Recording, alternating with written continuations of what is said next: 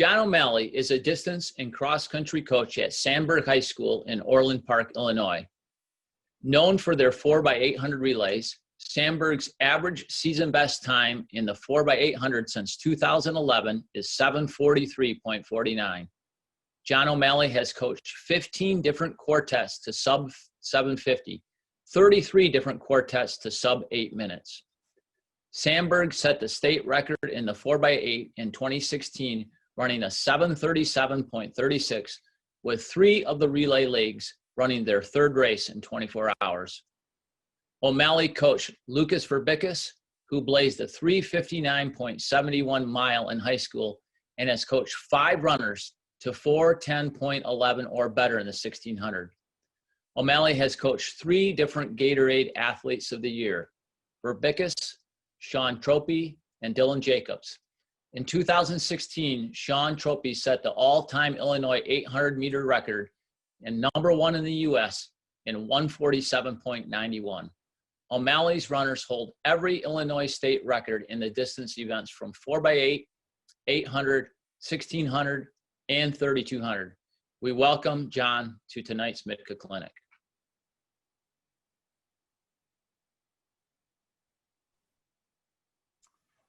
All right. Thanks for the introduction. Thanks for having me. I obviously wish we could be doing this in person like everybody else, but thankful to be here and really honored to be asked to present. I have a great deal of respect for the state of Michigan in many different ways. Certainly the running community is second to none, and the state itself I just think is perhaps the most underrated state in the entire country.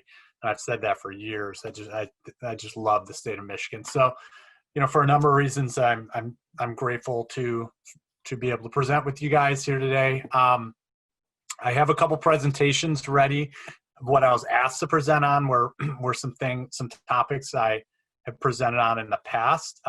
Feel free to be interactive. Obviously I miss the faces. I miss, the hands going up in the air. I miss talking, having side conversations. So if there's something I'm not addressing or something you want to discuss, I'd be happy to hear your thoughts and try to do my best to give you my perspective on things. So let's go ahead and try to get this going.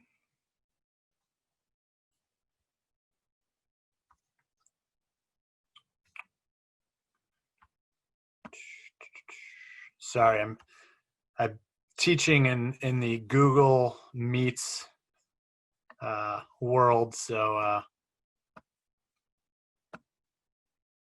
I need to adjust for the Zoom world here.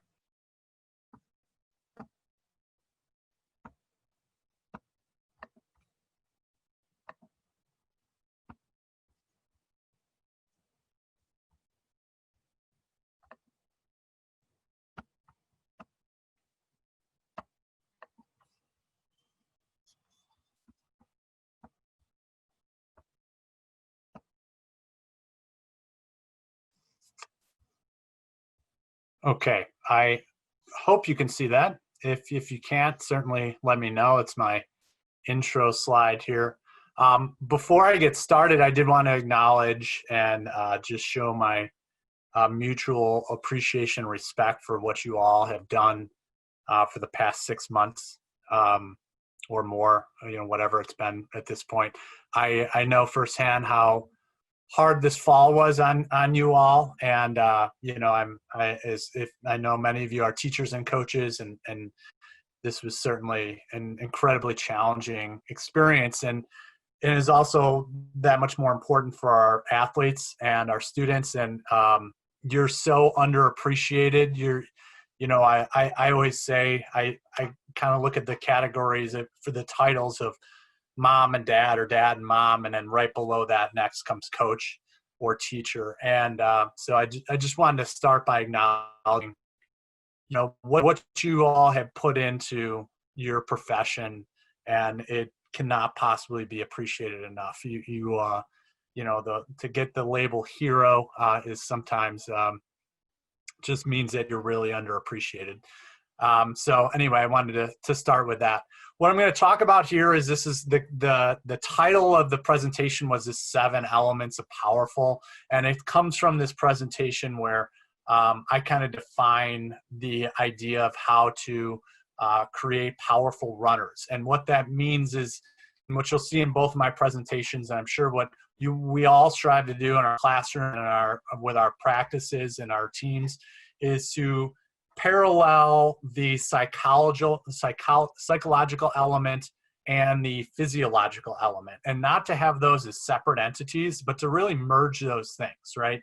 And have an understanding of where, and it took me years to do this as a coach and as a teacher, where I started thinking about how they're not separate things, how they play off each other, where culture is something that where the workout you're designing and how you're talking about the workout is in direct relationship to the culture you're attempting to facilitate. And so you'll see a lot of like blend of training and culture and how those interact. The picture I have here is the environment we get to train in at Sandburg High School.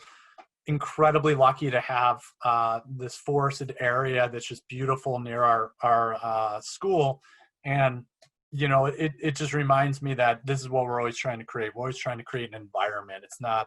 It's not about, you know, a single workout or a single idea. It's about what I call the oxygen, right? So what are you breathing in? What's always surrounding you? So what I always start with is that we as high school teachers and coaches are here to help them discover what they're powerful is, their concept of what powerful is. So much of the high school narrative is not empowering. You know, the world they live in, particularly as runners, they're often disrespected or not respected to the degree that they should. It's not considered cool. It's not considered popular. And they're fighting these narratives that are really destructive to their sense of identity. And so I come to practice, you know, the first day of track practice, whenever that might be, I come to practice and say, we're here to become powerful. We are here to become powerful. And that means in running, and one of our goals, and you'll see, is to be powerful athletes, not just long, slow distance runners, but to be powerful athletes. And then obviously to be powerful humans, you know, and to have that sense of strength. And that's what I lead practice with. So when I say, what do you lead with? You know, that's what I lead the season with. That's what I start with. That's what's driving the bus for everything that we're doing, is this kind of idea of becoming powerful. So I talk a lot about individualization. If you're going to be powerful, you need to feel like an individual. And you need to be trained as an individual. And you need to have that sense married together, that you're understood as a person, both as a human and as a runner. And that's acknowledged in your training plan. That's acknowledged in the way you speak to them and the way you interact with them. So how do you do that? Because you'll hear it over and over again on podcasts and coaches talk about, well, it depends on the individual, right? And so that is always the answer, right? But I was thinking, like, how do you systematically create individualization? Because making it systematic seems to oppose the idea of individualization, right? But I sat down and thought about it, and it boils down to these two questions, right? Who are they and why are they here? So first, their athletic history should change your training plan, right? So one of the first things I will ask a new runner is about their athletic history. You know, what sports have they played, and you know, what, if any, and have they done any running, if at all? Probably not. And that should change your training program. We get a lot of athletes who have virtually zero athletic history, right?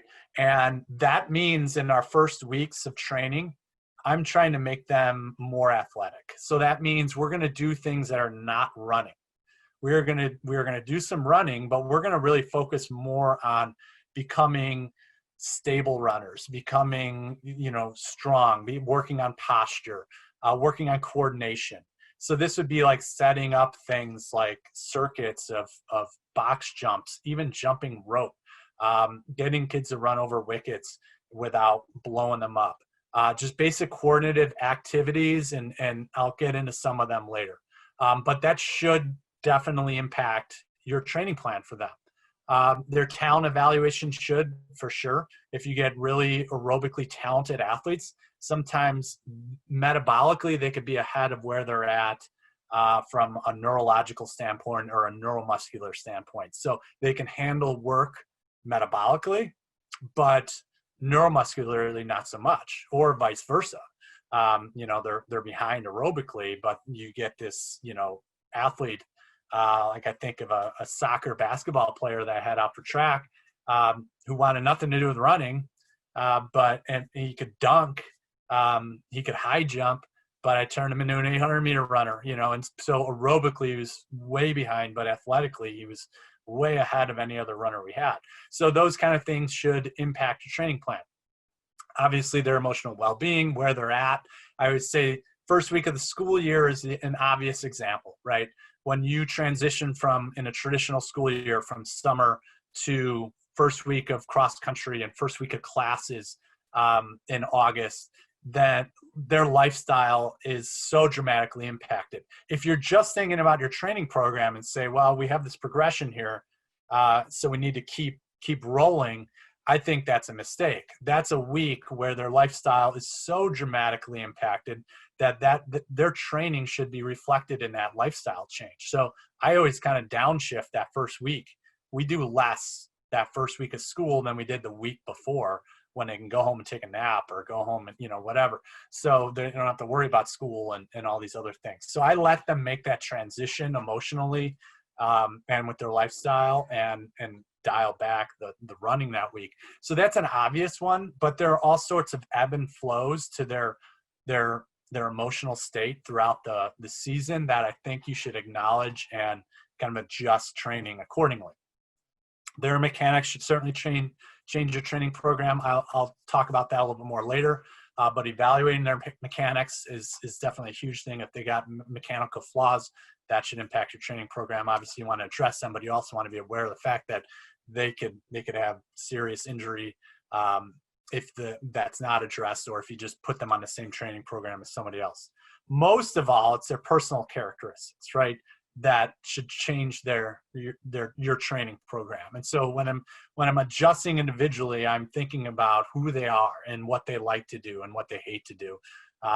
And so the bottom line is you, like I say here, you got to be ready to care, and you better be ready to put the time in if you want to design your program like this.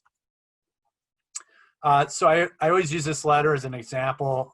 First of all, it definitely shows how I'm, a bit of an asshole, but it also shows, I wanted to show how it impacted some decisions I made as a coach. So this is kind of a case study. So this is from Chris Torpy. So he was a freshman at the time. It's 2013 up here. And he writes this wonderful letter. We just started track, right? It's January 14th. It's our first day of track, of official track practice. He has a twin brother, and I know his twin is talented, a talented freshman. And of course I want him to be a part of the distance program, but Chris did football in the fall, so he's not out for cross countries. But I'm trying to lure him in as a freshman, knowing he's probably got some genetic talent. So on the first day, I said, "You're coming with me. You're going to do distance with me." And so he writes me an email at night, and he says, "I'm writing to express my view toward running long distance. I realize that you want me to run for you, but the truth is I have no desire to run long distance. Of course, as much as it pains me to say this, if you tell me I have to run distance, I will. I really enjoy running sprints. Last year I had a blast doing track. I was looking forward to coming to high school and continuing to improve my speed as a sprinter. But even more than that, I work very hard at trying to maintain my own identity separate from Sean. People will always compare us. We look similar. We have many of the same friends. Academically, we are very alike. We have both made an effort to respect each other's boundaries regarding sports to lessen the automatic comparison and competition. I hope you can respect my rebellion towards distance running. And again, that's where me being kind of, an asshole comes in. I was like, this is an amazing email. Like, who wouldn't love to get an email from a freshman that looks like this? He's labeling his emotions. He's very mature. He's very respectful, but he's also, advocating for himself and understands these components of identity. Like, this kid's got it together pretty well. And of course, my knee-jerk reaction is, I gotta have this kid, right? Like, I just wanted him more after this email, right? But I share this because this email, obviously I kept it all these years, impacted everything. He ended up running. He ended up having a great career. Okay, and he's still running. He ran in the NCAA finals the last time it was held, but probably would have been in it last spring. And so he's had a wonderful career, and this didn't just transform. I didn't just say, well, too bad you're running distance, right? This took an evolution. But I remember the email because it informed every decision I made as a coach because of what he was communicating to me about him as a person. And I'll share that with you, right? So here he is. He's playing football to start. He ends up running these times, helping us win state and cross country and go to Nike Nationals. He was a 149, 405 guy, had a tremendous career. But I wanted to say this. His brother, he mentioned that he wanted to be respected as an individual. So what I did was, those two rarely ran workouts together in their entire 4 years. They did not race together either. So typically with a pair of twins, you would throw them together and you've got all this kind of dynamic, and it would seem logical to put them together. That email, I had to respect what he was communicating to me, and that informed every decision I made, even into senior year when he was 1,000% committed to track and cross country, and he said it was the best decision he's ever made.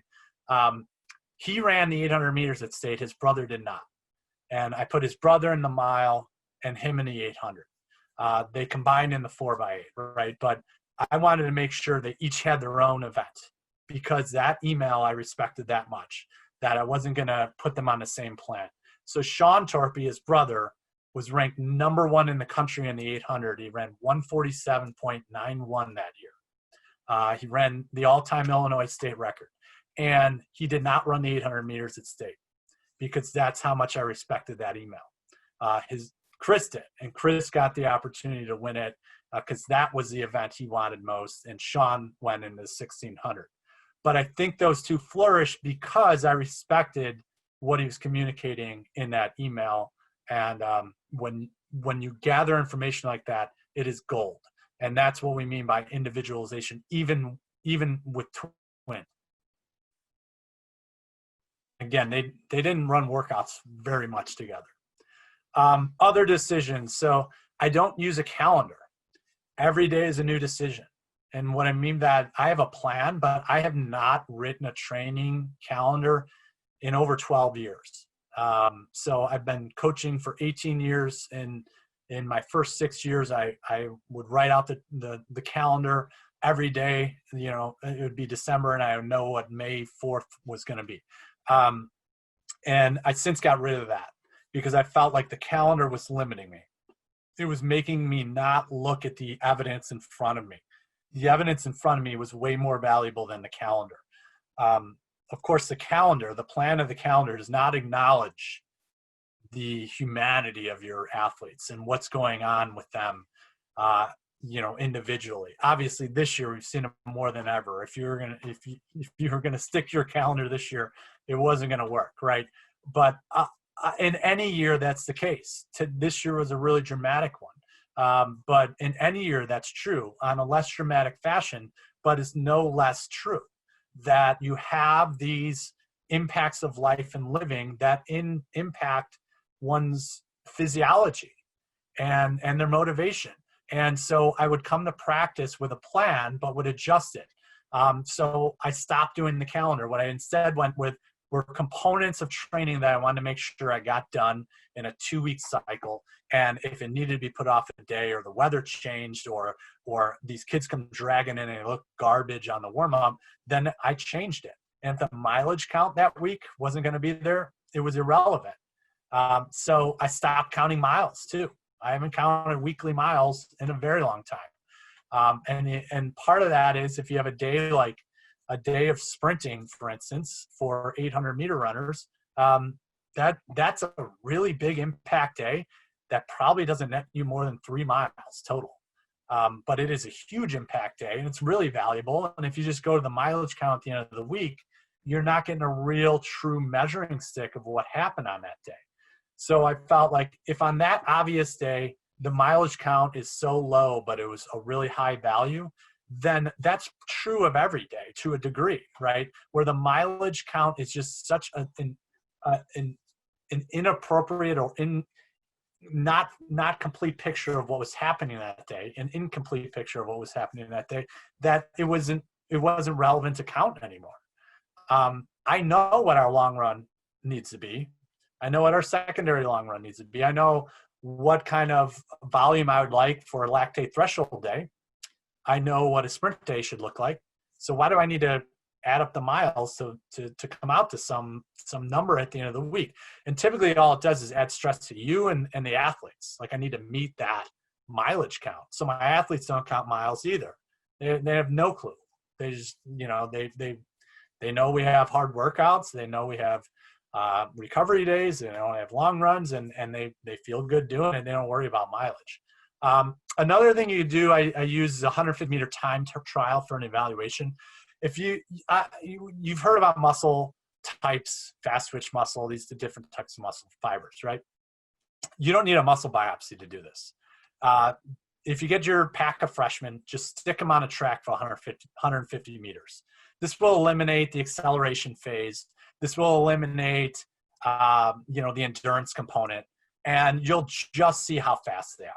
So if you were to do this with like a 40-meter fly, I think you'd have to work on some acceleration issues and stuff like that. But this, you'd get a good feel for where they're at. You can time them, you can look at them, and you're going to know that kid's a fast twitch kid, that kid is not, right? And so if they're new to your program, this is something I will do. I will stick them on. This will be a day of just kind of diagnostic, like what kind of runner do we have here? And that just makes me understand them a little bit more. And then we could look at our training program to reflect their muscle fiber type a little bit more. Another test I do is a single leg squat test, which is I just have them stand and do a single leg squat. I usually have them do like 5 or 6 of them. The first one may be a little bit wobbly, but then they kind of get their coordination and they iron it out. So I have them do a few of them, not a ton, like I said, like maybe 5. But you'll see a lot of issues. Are they bending over? Are they spiraling in, which is the most devastating motion in all of athletics, is for the knee to curve in. That's soccer players have all sorts, particularly female soccer players at a high school level, have all sorts of issues with that, with widening hips and those different motions that they may have on a soccer field. But if that is a regular motion, yeah, it's going to cause a lot of issues where you have maybe spiraling in, or they're not able to keep their stability.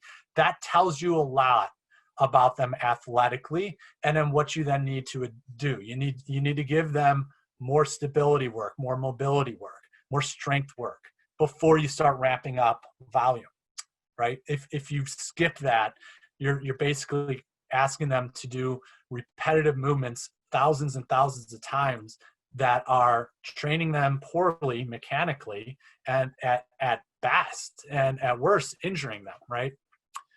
So that's something I do with each runner, and you could video it, or you could just stand in front of them and look at them. I'll show you some specific variations later on, but then again, the biggest question is, who are they and what do they love, right? So I mentioned earlier, a soccer player, basketball player who hated running, and he was a very valuable member of our 4x8 for 2 years. He contributed to 2 state championships. He ended up running 156 both years. And he hated running, and I respected that so much so that when we were warming up at the 4x8 at State, I had 3 kids warming up together and him doing a different warm up. He hated to run 8 minutes, but you know what he loved to do? He loved to compete. He loved competing. So he loved the 800. He just hated to run. The 800 is the race, right? But he hated to run. So everything was changed for a kid like that. And he was still able to be very successful. So here's an example of what I'm talking about. So this is Dylan Jacobs. He was a Foot Locker national champion, and obviously a great runner.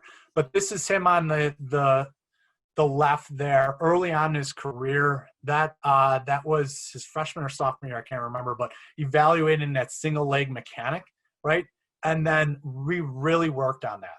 So we were having him do a lot of strength and stability work. Because like I was mentioning earlier, aerobically, I could tell he was very talented, right? But mechanically, he was behind. He was weak, incredibly weak, right? He had an athletic history. He played soccer. He played baseball. He was an athlete. He loved to compete and play sports. He played some basketball. He was always playing sports, but mechanically, he had some major issues. How do I get the 800 runner to get in shape? All right, I hope I get that. That's a great question. That's maybe a whole presentation, but that is a great question. It's very doable. If you have an athlete like that, they just don't need the volume that others do. But that is a great question. I'll try to get to that. Hopefully some of that shows up here.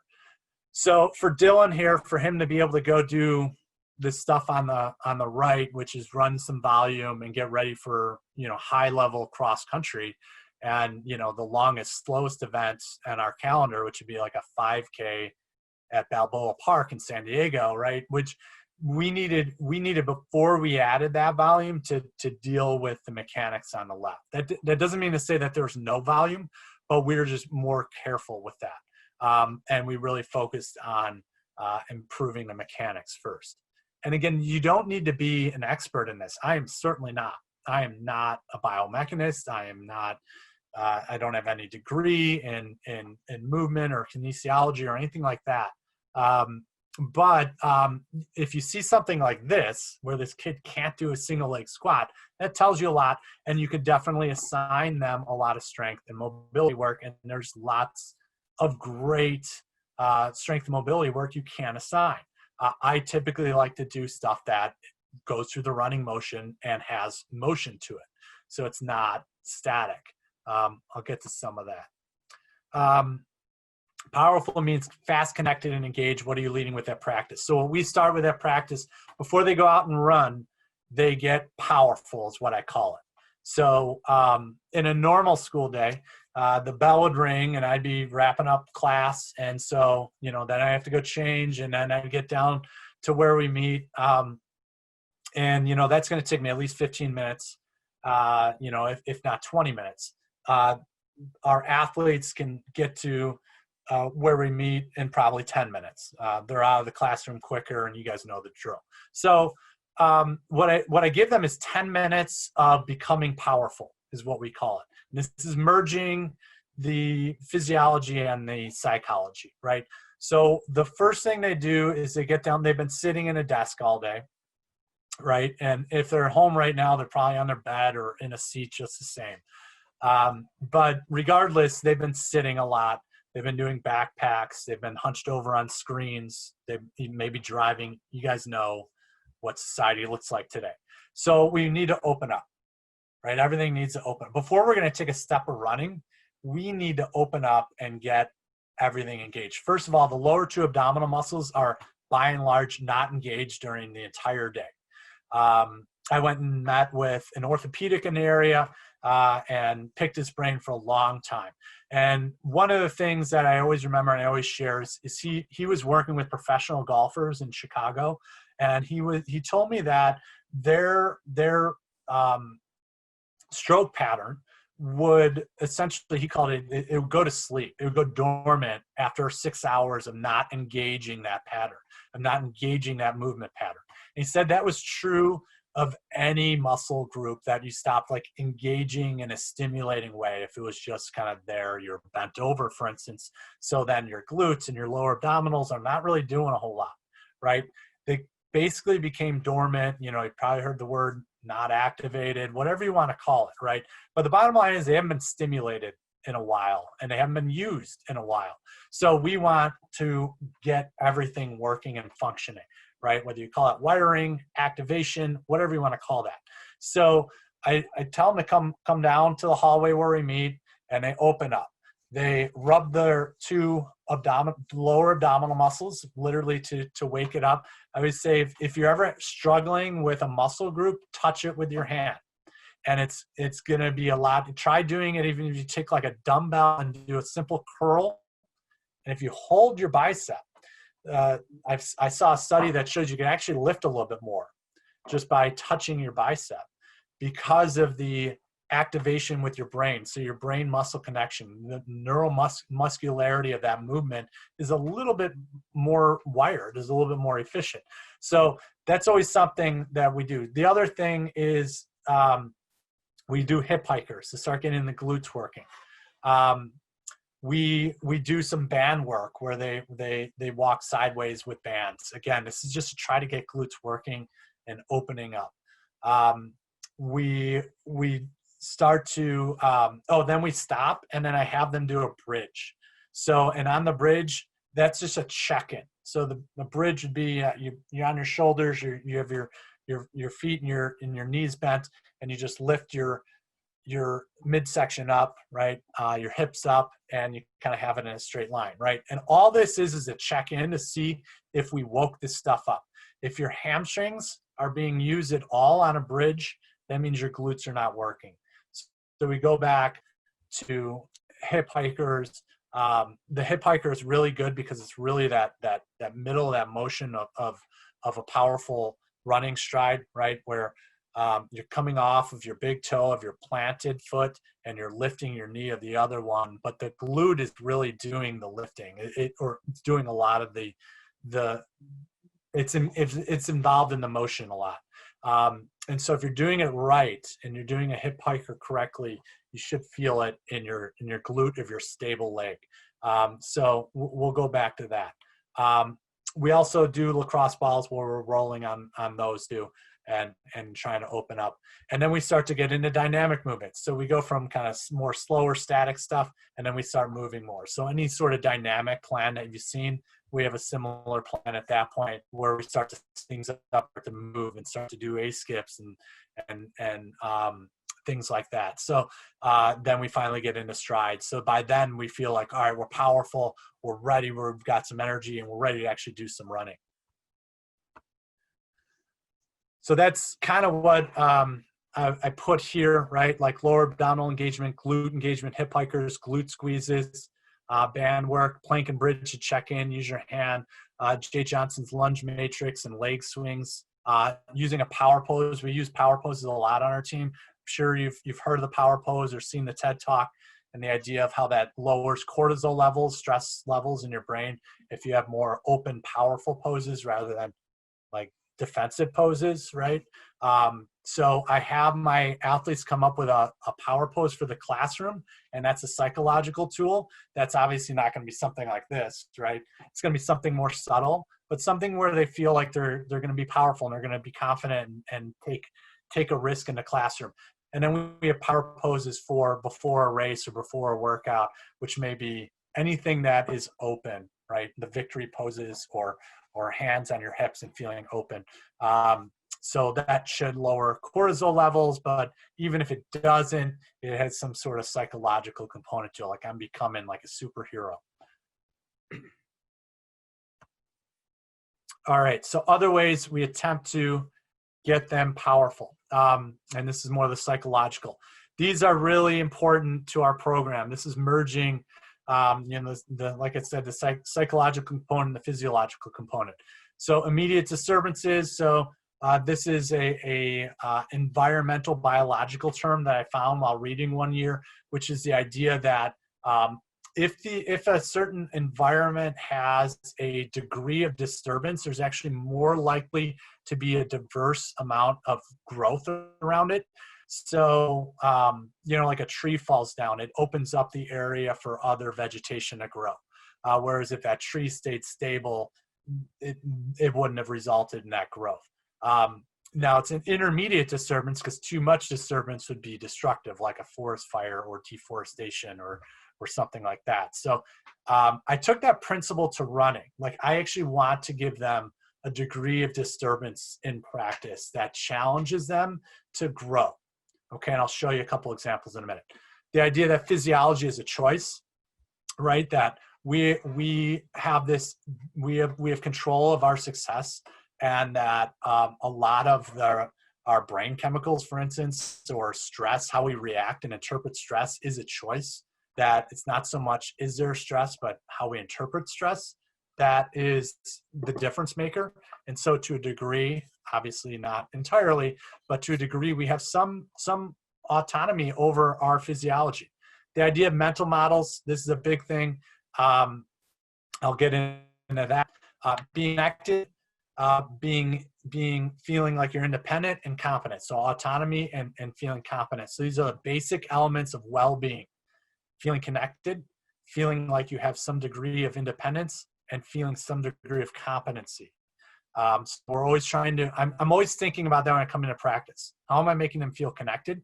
How am I making them feel like they have some autonomy? And how am I making them feel like they're competent at what they're doing? And, if I don't just go to practice and say, I don't know what I'm going to say, I go to practice and think, I need to think about these things. These are the things I think about every day I go to practice, these 7 things, right? And then the why. Why are we doing this, right? Beyond goals of running fast or state championships. So I'll give you some examples of these. Intermediate disturbances. So here's some simple ones. Change up training groups, right? You want to do this when they have a degree of comfort, right? You don't want to do this right away. You don't want to do this when they're just getting off the ground. So this is not something I would do in June or July, say, for cross country. This would be, okay, we're rolling now. They've got some fitness, and they're also pretty comfortable in their training groups or their training partners. Change up their training group. Suddenly make the kid who is always connected to the group, but always in the back of the pack, make that runner lead the group behind him, right? I coach boys, so I always kind of refer to that gender. But so I would take him out of maybe the first group because he's kind of latched on to be the leader of the second group. Change those training groups up. Don't just keep rolling with the same groups. Create some uncertainty in workouts. Famous one I do is that I'll move the cones.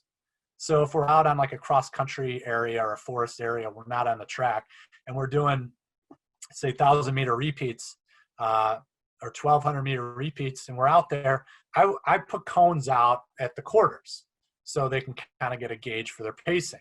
After we've done a few workouts like that, I'll maybe change where the cone is at so that it's actually a misread.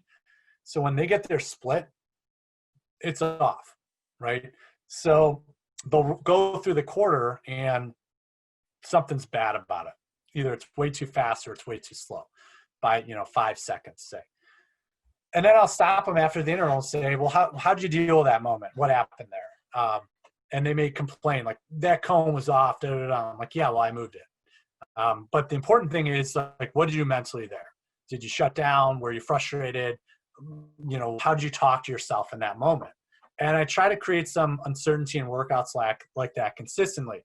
There's some where I have a hammer on the track. This would be for more like mid-distance runners, 800, 1,600 runners, where we're doing 300s and we have a designated pace. But I say on random intervals, I'm going to be at the 150 marker for all these. On random intervals, I'm going to tell you, go. And you got to go all out for that last 150. You got everything you got. So whereas the other ones were maybe running at mile pace or something along those lines, when they get to that 150 and I say go, they have to go all out for that final 150. And it can come anytime in the workout. And the idea is that's how races go, right? You don't know when someone's going to make a move. You don't know when you need to necessarily make a move. And you've got to have that ability to deal with that. And so it drives them nuts. They'll be coming around the track and they'll be looking at me like, is this going to be the one? Is this going to be the one? How many is he going to make us do like this if we've already done one? And sometimes they go by and I'm just saying, great job, looks good. And then other times they say, go, right? And you do enough of this, you start to go to starting lines and you say, we can deal with uncertainty. We can deal with being adaptable, right? Creating new race experiences. I could care less about race results mid-season, right?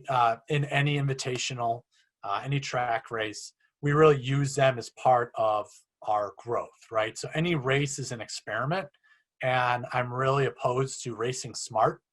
I think we should do more dumb racing in the middle of the season because you're going to learn a lot from that. If you're constantly racing smart and using the same strategy, what are you learning from race to race?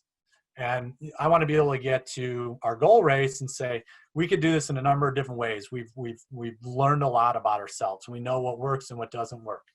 And so the background picture there, we went to, that's New Balance Indoor Nationals in a 4x-mile.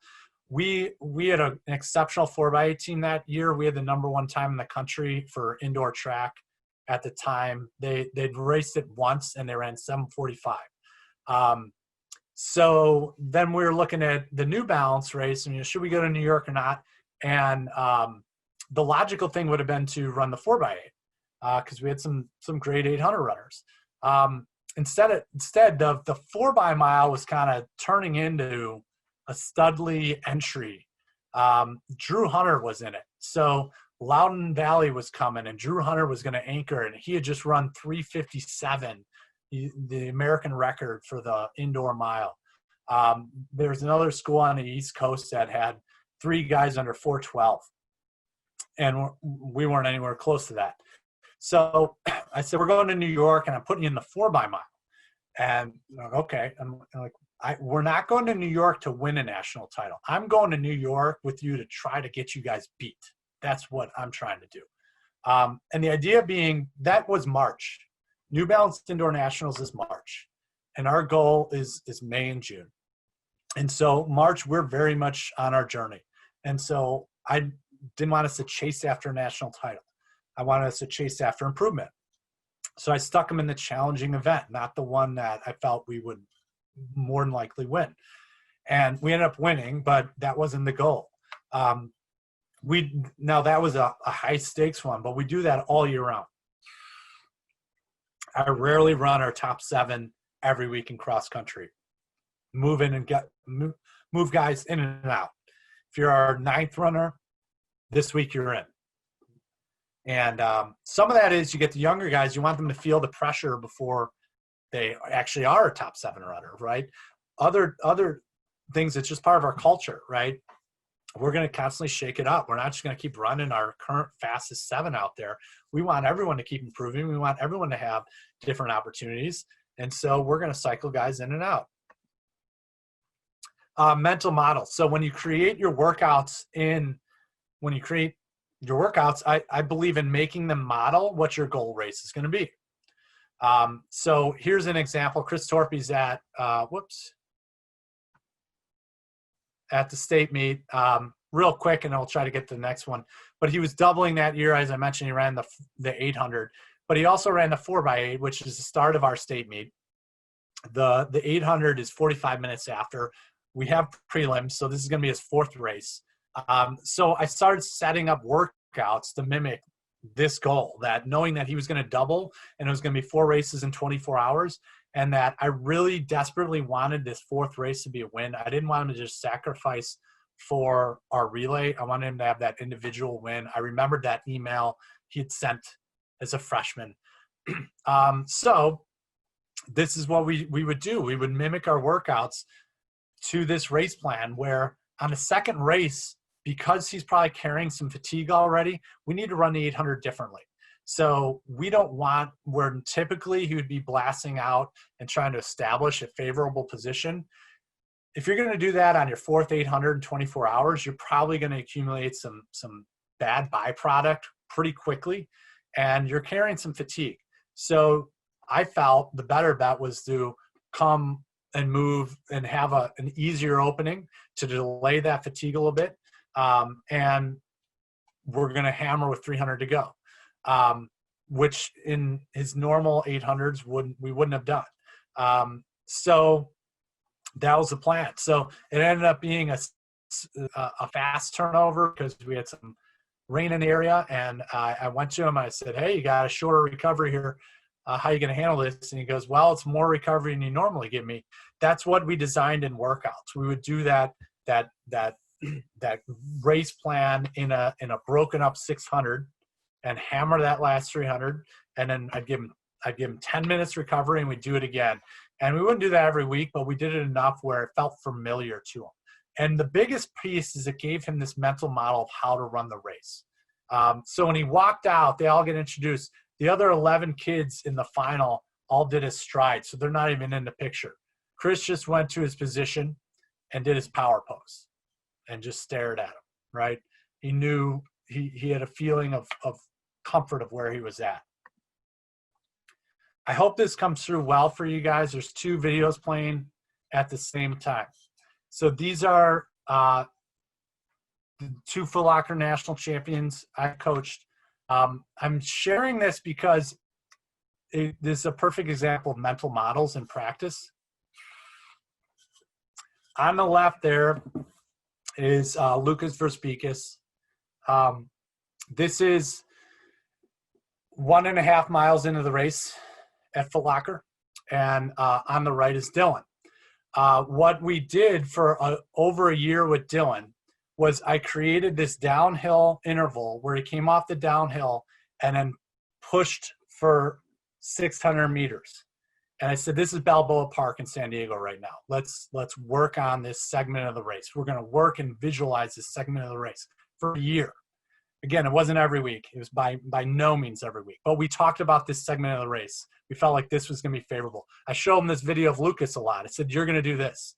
And if you look at them side by side, those are both athletes I coached running the exact same race plan. Exact same race plan to victories in Foot Locker. Now, Lucas had that race plan too. But the reason Dylan had it was because he could see it from Lucas. So even if it wasn't his best race plan, I knew he'd be able to create this model in his head of executing it. He ran this move 100 times before we got to Foot Locker.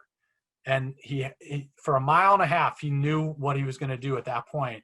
And he saw himself as Lucas in that moment. And so there it is, merging like the race plan and the workout. Like that was a segment in his workouts, where he got to a degree of fatigue, like 1.5 miles in, a similar type of fatigue. And then we would do that move.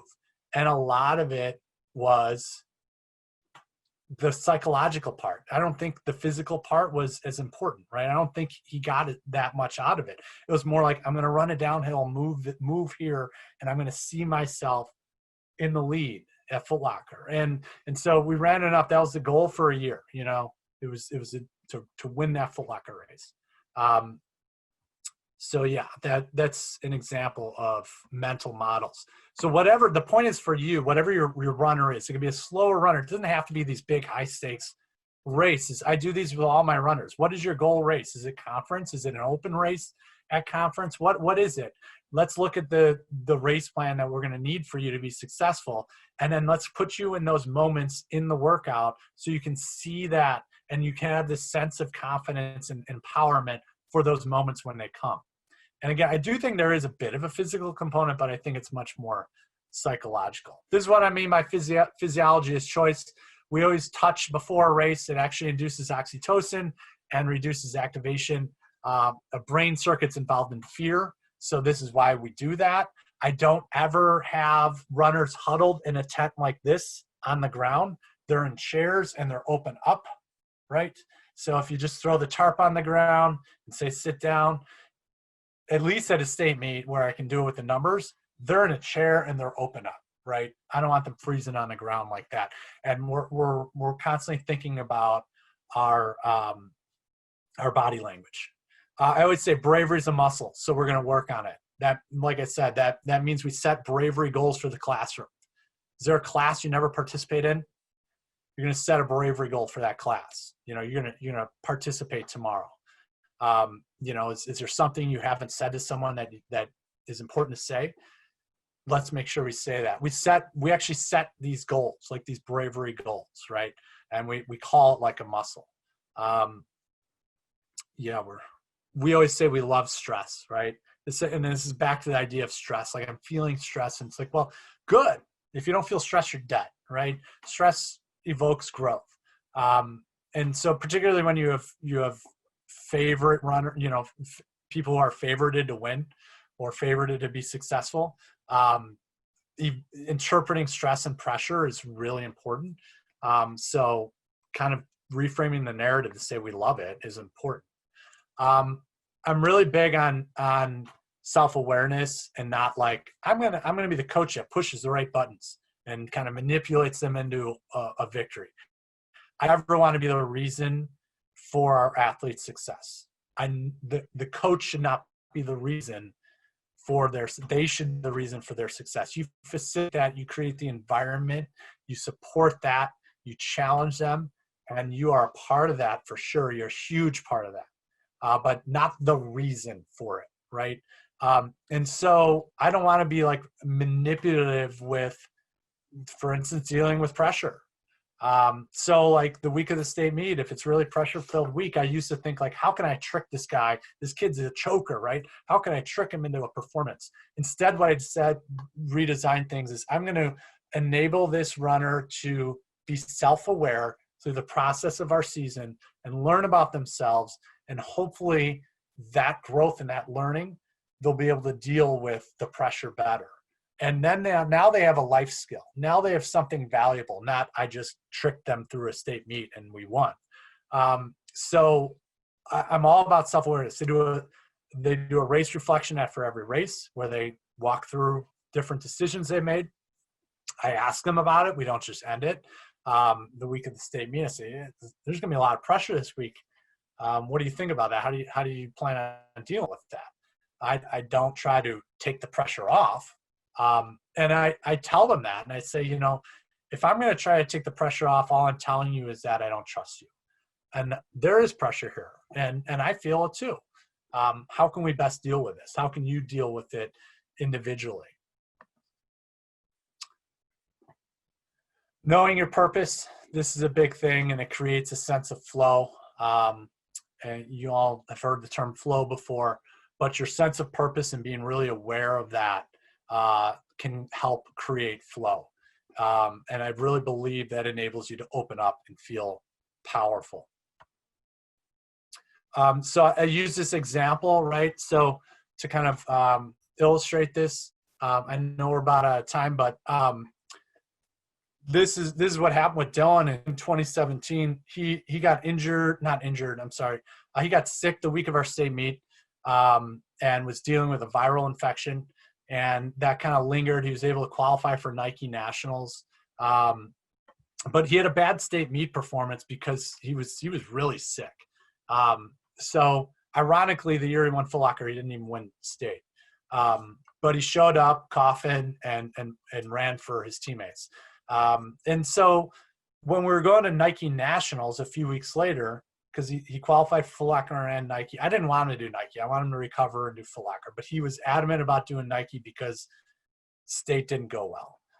So I said, if you want to do it, you know, at this point I felt so bad for him. So he wanted to do it. He qualified.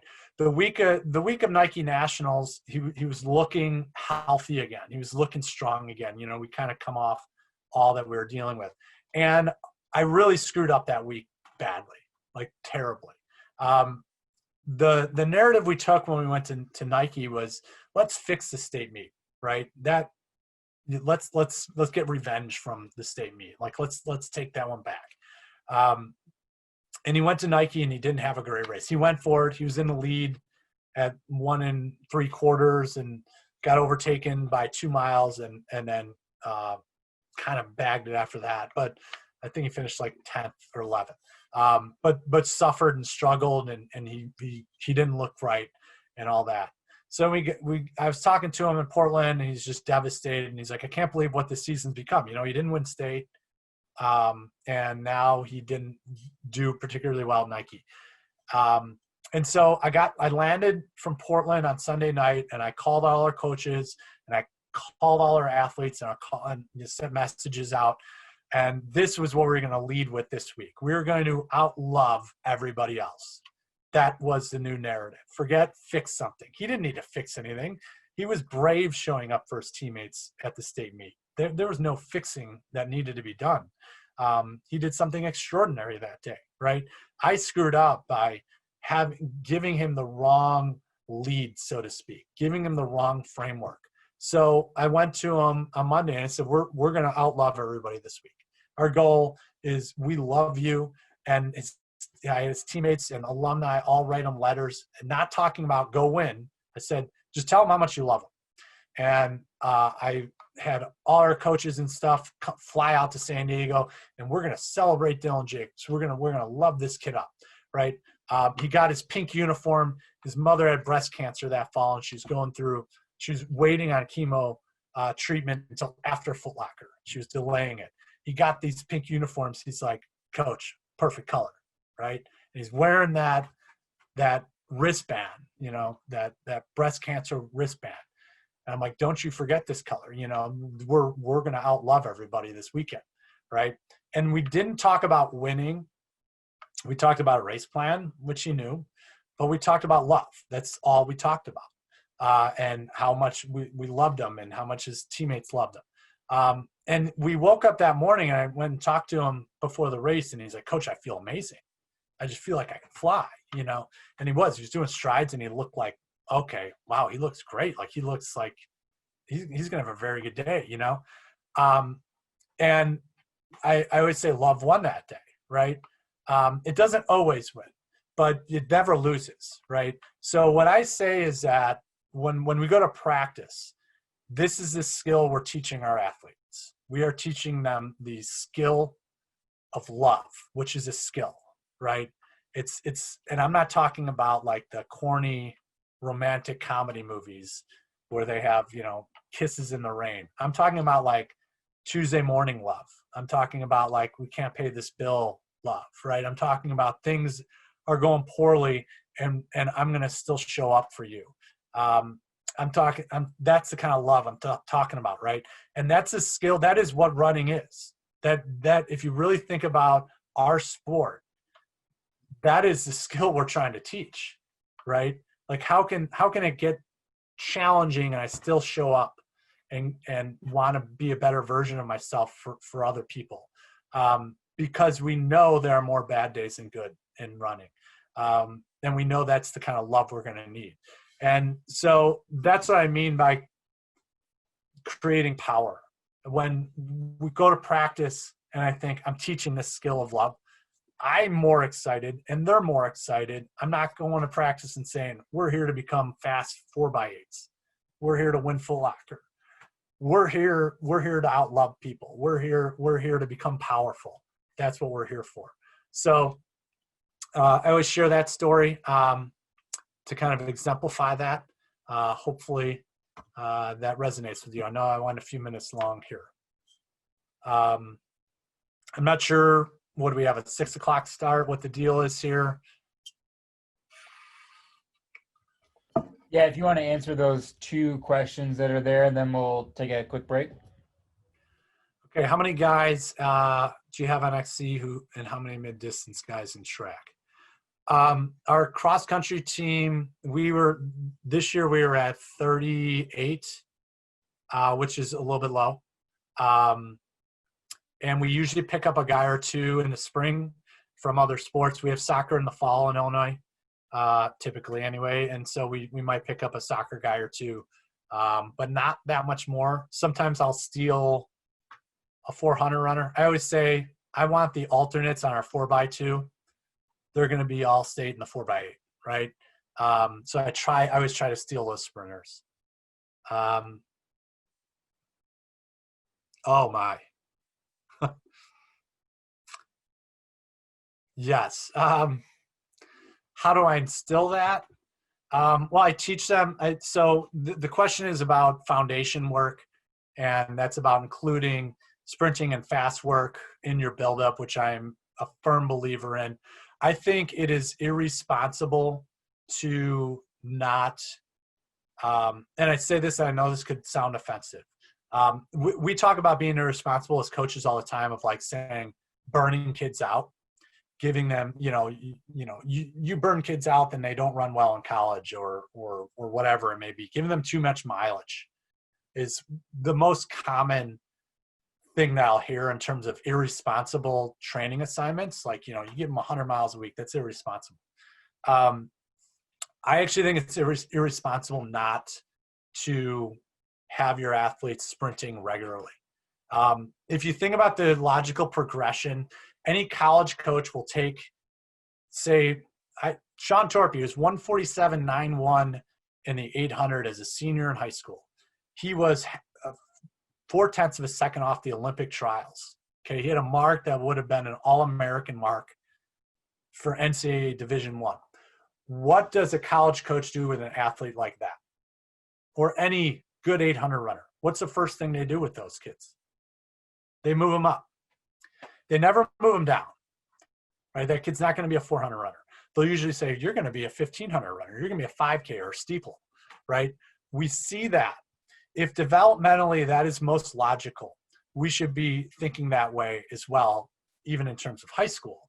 What that means is it's really hard to train an athlete to drop down, because it's harder to get them to become faster. It's easier to get them to become aerobically fit. I think that if you just throw slow miles at them and have a typical base period, you are going to be training inefficient and poor movement patterns. So you're actually training them how to run less efficient. Aerobically, they're going to be improving and they will get faster, but you are training them how to be slower overall in terms of the grand scheme of their development, because they're not learning fast movement patterns. So the basis of who they are as a runner is a fast movement pattern. Anytime we get a soccer player or a gymnast in girls cross country or track, and we're super excited because they're super athletic and super fast and fast twitchy and coordinated and stable, and then we're excited about those athletes. Yeah, you should be. If that makes them better runners, shouldn't you be doing that with all your athletes, even the ones who don't have that background? So I think it's really important to do that, right? So I educate them on that. And part of it is now it's just part of our program. But the other thing is, when I started having them sprint regularly early on, they liked it. If you're gonna start grinding out miles after mile, it seemed like on a Wednesday typically we do it. So you'd have your long run on Monday, you'd have a degree of recovery or your mid-range run on Tuesday, and then we're gonna do like a morning 30-minute run, and come in the afternoon we're gonna sprint. They love that because it's the middle of the week and the grind of the week's on, and it's like, I'm just gonna go out and do a couple sprints. Yeah, I like that, right? So it's kind of like making it fun too and competitive, timing them, making it an exciting day, making it something they enjoy, and talking about why mechanically this is really essential. And that's one reason why I've gotten rid of logs, is I don't want them thinking about the mileage on a day like that and looking at some kid from Neuqua Valley who's run 10 miles a day and they only put in 3. No, we're fine. In fact, we're better off with our 3 than that 10. So I don't want you we're not even going to log our stuff. We do things differently. And part of that is the narrative of we do things differently, and they kind of like that. So it's kind of all encompassing. All right, now I'm definitely over. How long are practices? Jonathan Dalby at Mount Vista just said nothing good happens after 2 hours. I love that. I typically don't follow that, but I think that's a great mantra. Like, try to keep your practices at 2 hours. We typically go 2.5, but it depends on the day. On our sprint days, we're out the door in an hour and 15 minutes, and that's one of the refreshing parts of that kind of a Wednesday. Is you get to go home an hour earlier too. So it depends on the day. Obviously, a long run day is gonna be a while. But we're usually around 2 hours. Some practices I get them out of there in an hour and 15. And again, it's part of it. If I'm getting tired, they're probably getting tired too. We probably all need, an hour less practice that day.